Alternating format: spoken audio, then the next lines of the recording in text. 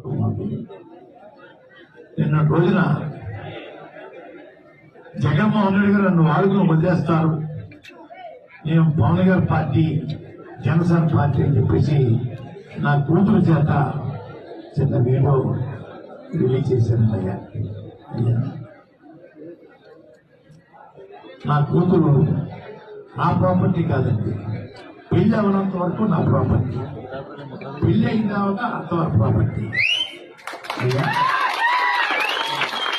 కొడుకైతే సొంత పార్టీ,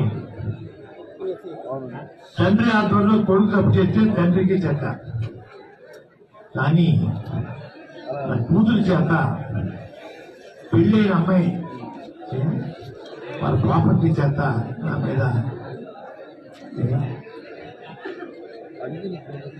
చిన్న